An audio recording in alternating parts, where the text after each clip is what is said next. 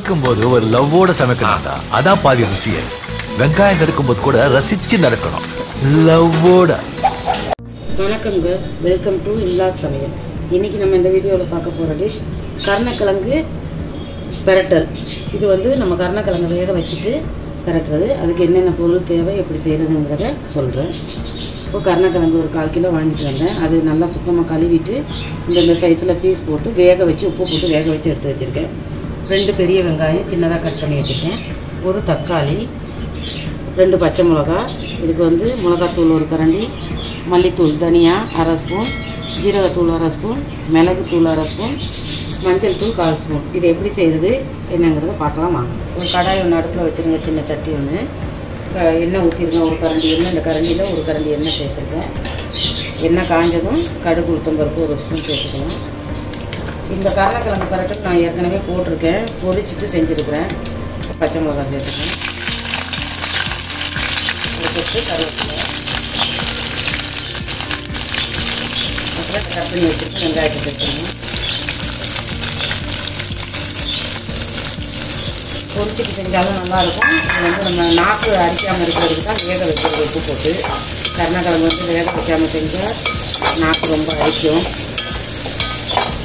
இந்த வெங்காயத்தை போட்டு நல்லா வதக்கி விடுங்க. அது வதங்குறதுக்கு கொஞ்சம் உப்பு சேர்த்துக்கலாம்.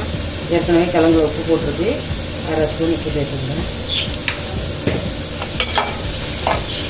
சேர்த்து நல்லா வதக்கி விட்டுட்டு ஒரு கொஞ்சம் நேரம் வதங்கட்டும். வெங்காயமெல்லாம் இப்போ ஓரளவுக்கு நல்லா வதங்கிடுச்சு. இந்த அளவுக்கு வதங்கினோன்னா நம்ம தக்காளி சேர்த்துட்டு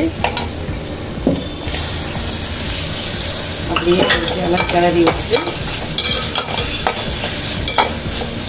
இப்போ இந்த கிழங்கையும் இதில் சேர்த்துருவோம்.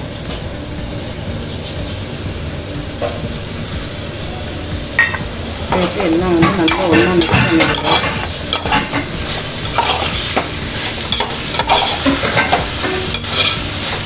இப்போ வந்து மசாலா தூள் சேர்த்துக்கலாம்.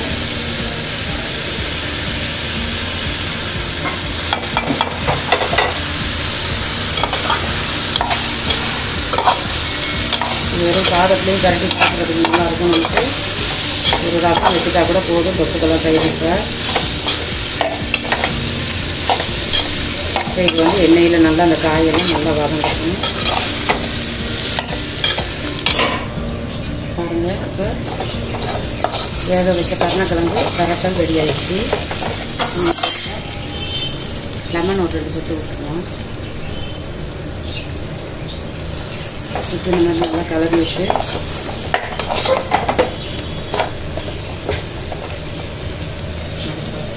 சூப்பரான சுவையான ஒரு கருணக்கிழங்கு வேக வச்ச கருணக்கிழங்கு பிரட்டல் எப்படி செய்கிறதுன்னு பார்த்தீங்க.